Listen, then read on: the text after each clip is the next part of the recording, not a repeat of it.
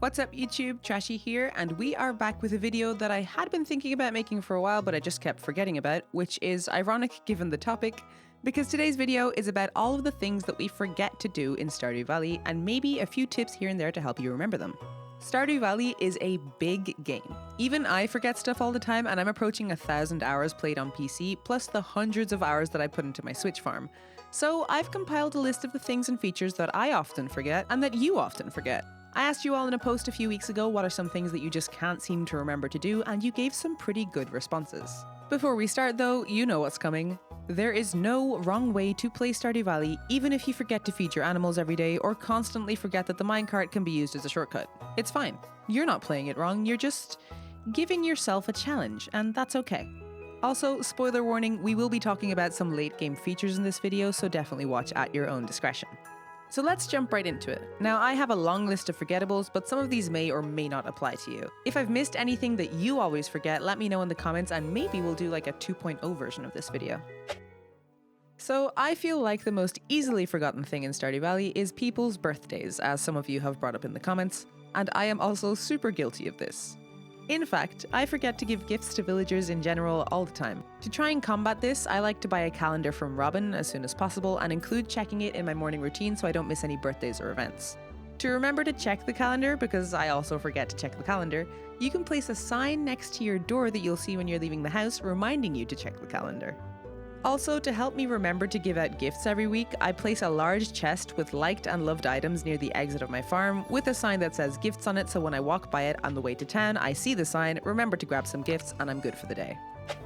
The next one is one that I personally always forget. I am constantly using all of my energy without paying attention and then having to deal with the exhaustion debuff the next day, especially early on in the game. Well, it turns out that Harvey's Clinic sells Muscle Remedy, which cures exhaustion.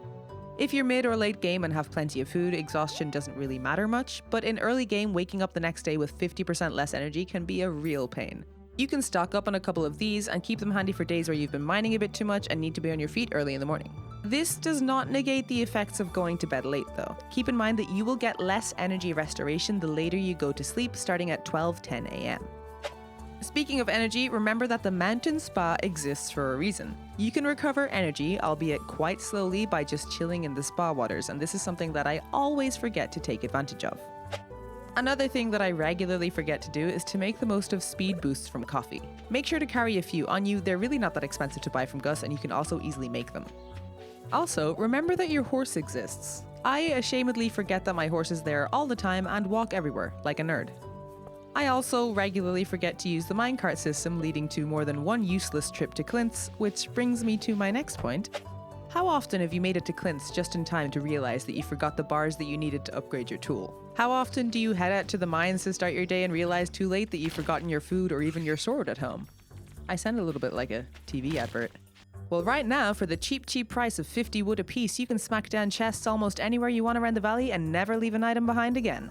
But for real though, you can plop chests down outside of Clint's and store some bars in there for future upgrades, or maybe keep one inside the entrance to the mine stocked with food and a spare sword. You can also buy an extra fishing rod from Willy and leave them at the beach, in the mountains, or on Ginger Island so that you never forget to fish again. If you have a willing friend, you can add them temporarily to your farm in multiplayer, have them drop their tools in a chest, and then you'll have extra tools to leave at spots where you might forget to bring them, like a pickaxe at the mines or an extra watering can on Ginger Island. There's nothing worse than getting close to perfection to only realize that you're missing a few specific recipes from Queen of the Sauce. You'll need to remember that it airs every single Sunday, with reruns of old recipes airing on Wednesdays. Getting into the habit of checking your TV every day when you wake up is a great way to avoid missing recipes. If you struggle to remember to check your TV, use the same trick as the calendar. Just place down a sign to remind yourself. If it's a lost cause, you can keep an eye out for the bookseller. They can stock the Queen of the Sauce recipe book after you've found 100 golden walnuts on Ginger Island, and it has all of the recipes, including ones that haven't aired yet. If you're looking for a guide on how to find all of the walnuts on Ginger Island, you can check out this video here, which should be on the screen or in the description below.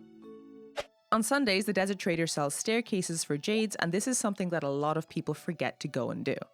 If you can get into the habit of checking your TV every day like we just said, make sure to make a mental note that Queen of the Sauce days, which are Sundays, are also jade trading days. If you can associate these two things in your mind, it might make it a lot easier to remember to go and trade in your jades for staircases. I always remember way too late in my run that Robin and Clint sell important resources like wood, ores, and coal at decently cheap prices during your first year. I say cheap simply because the prices go up so much in year 2. If you have some extra cash at the end of year 1 and want to put it towards something useful, it can be worth taking a look at Robin and Clint's stock. You can stock up on wood and stone for crafting or ores for smelting to upgrade your tools, whatever you prefer. One of the hardest things to remember in Stardew Valley is which fish spawn where and at what times. The easiest way to solve this, of course, is to keep the wiki by your side at all times, and eventually you start to remember the fish spawns out of habit. But if you don't want to rely on the wiki, maybe more signs could help? When you go fishing, bring some signs with you. Not the text signs though, the image signs. Every time you catch a fish, put down a sign and put the fish on the sign. You can swap them out with different fish as the season changes, keep a little reminder near your fishing spots, whatever you want, but this might make it easier to keep track of which fish spawn where. Now, of course, this does not account for the times of day and the weather in which you can catch certain fish, but it's a start, maybe. It's not always easy to remember to pet your animals, especially once you've unlocked the auto feeder and the auto grabber, as evidenced by my coop full of eggs. How did this happen? Oops. Again, relying on signs to remember to pet your animals is a good idea. Place your sign wherever you think you'll see it the easiest, right outside your door, for example, if it's starting to get crowded with all of your other signs, or in among your crops if you're watering by hand. I know that these signs can seem clunky, but if you get used to reading them and doing your everyday chores, eventually you can remove them and you will have formed a new habit. Also, here's a little tip for petting your farm animals if you have a lot of them and not forgetting or missing any of them. Just hold down right-click on PC the first time you pet an animal, or whatever button corresponds to animal petting on console, and then you can run around holding it down to pet all of your other animals without any annoying dialogue pop-ups if you try to pet one that's already been given some love that day. How many times have you forgotten that Clint closes at 4 p.m. or that Robin doesn't work on Tuesdays? This is something that unfortunately doesn't really have a magic fix, but there are a few tips and tricks that might help you out. While Clint closes his doors at 4 p.m, he keeps working until 5 p.m, so if you get there at 3:50, you'll still have plenty of time to do what you need to do. In fact, why not use up the space in Clint's shop to place some furnaces? Stop by, process your ore, and the next day you can just pick it up and get your upgrade. Marnie is just a disaster. She closes at 4 p.m. and also doesn't work Mondays or Tuesdays, but since 1.6 you can purchase the animal catalog starting in year 2 and bypass Marnie's days off and her weird timetables. We all know that Pierre commits the cardinal sin of closing on Wednesdays, but I think that we tend to forget that Joja Mart doesn't close any day of the week and stays open until 11 p.m. It's more expensive, but depending on what you need it for, it might just be worth it to shop at Joja Mart every now and then. If you complete the community center, obviously you won't be able to access Joja Mart, but Pierre will start opening on Wednesdays again. And if you go with Joja Mart, their prices will be lowered to match Pierre's once you've paid for all of the upgrades. Robin closes on Tuesdays and shuts up shop early at 4 p.m. on Fridays, and somehow I always end up needing her on a Tuesday. Because Marnie's and Robin's both close on Tuesdays, I tend to try and plan around Tuesdays when sorting out stuff that I need for my farm. Of course, if you have the key to the town, you can access anywhere at any time, but Shopkeep's timetables won't change. With Marnie's animal catalog, you can access her shop at any time, and Willie's boat to Ginger Island is also accessible at any time. You can also find Pierre manning his shop from 7 to 8 a.m. What a nerd. Now, I don't know about y'all, but I constantly forget to bring my pan with me, and I always end up missing panning spots. Before 1.6, panning was kind of an afterthought, but now that you can upgrade your pan to Iridium and enchant it, it is so worth it. If panning is incredibly important to you, but you don't like how it takes up inventory space, you can always wear it as a hat by putting it in your hat slot and then whack it out whenever you see or hear a panning spot. I tried getting around this by putting the pan as a hat on my horse and then using my horse whistle to call him to me, but unfortunately the pan only works as a hat on the player. Also, pro tip, panning spots have a small sound cue that plays when they appear. Let's talk about some UI and setting stuff. A lot of people forget that there are a few settings that you can change to make your life easier. For example, you can turn on your tool hitbox so that you know exactly where you're aiming at and don't waste energy or accidentally destroy a crop. Another great setting is item stowing. This makes it so that you can put away any items that you're carrying above your head without having to switch to a different item. This will save you the massive headache of accidentally gifting your one and only prismatic shard to Pierre, for example. What a nightmare. If you go ahead and turn on the advanced crafting options in your settings, you will get a lot more information when crafting items. You can see how much of each material you have on you, as well as how many of that item that you've crafted. This is super useful if you're going for perfection and you still have some items to craft but don't know which ones you're missing. You might already know these next two tips, but you'd be surprised how many people I've come across that don't actually know or simply forget about these features. You can click this box here to check on community center bundles, and it pulsates if you hover over something in your inventory that's needed for a bundle. If playing on PC, you can press tab to cycle through your inventory in your hotbar. On console, it can be done by using the left and right bumpers on your controller, which is a tad more intuitive than on PC.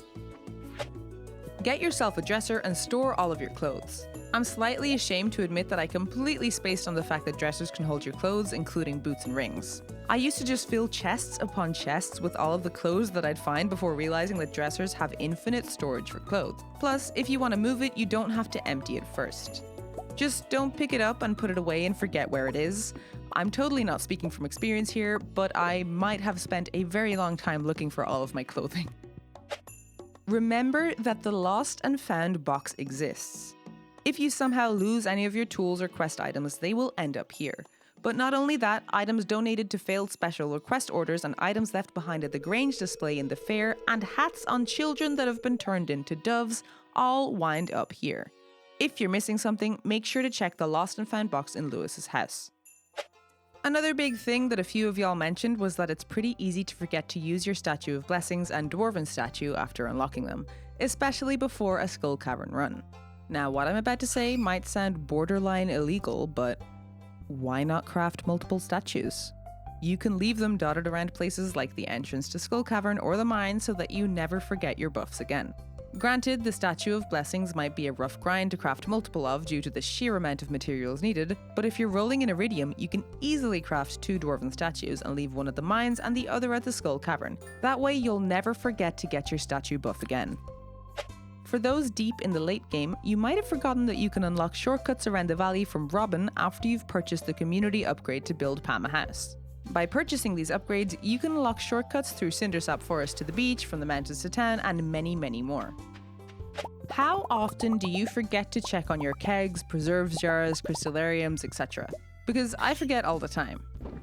A great way around this is to set them up in your house so you have no choice but to see them when they're finished, but that doesn't really leave you with much decorating space. If you're using sheds, you can place a keg, preserves jar, crystallarium, or whatever else you have in your shed right outside of the shed. When you do your rounds to fill your kegs or collect from your crystallariums or whatever you're doing, make sure to fill the one that you've put outside. Because they will all finish up on the same day, you can see at a glance which shed is ready to be collected. And there you have 18 easily forgettable things in Stardew Valley and some tips that'll hopefully help jog your memory. Definitely let me know in the comments below if I forgot anything. That would be pretty ironic, but honestly kind of fitting. Before I go though, please forgive me for freaking out about this, but there is 10,000 of y'all now. Actually, it's probably closer to 11,000 by the time this goes out, and that is beyond my wildest dreams. Not to get too personal, but I lost my job as a translator just under a year ago, and since then I've been putting everything I have into YouTube and my silly little Stardew videos, and I just want to thank you all from the bottom of my heart for supporting me and saying such kind words in the comments. I am happy to help, and if I get my way, I'll be doing this until I am old and grey. Granny Trashy's top 10 tips for Stardew Valley 1.9, anyone? No? Thank you so much to Patreon supporters Dino Technician, Katie, and Jolene. Your support means the world to me. If you would like to support me on Patreon, you can find the link in the description below. For just $5 a month, supporters get access to weekly audiobook narrations by yours truly, including Alice's Adventures in Wonderland and The Great Gatsby, with many more to come. I hope you all have an amazing day wherever you are in the world, and I will catch y'all in the next video. Bye!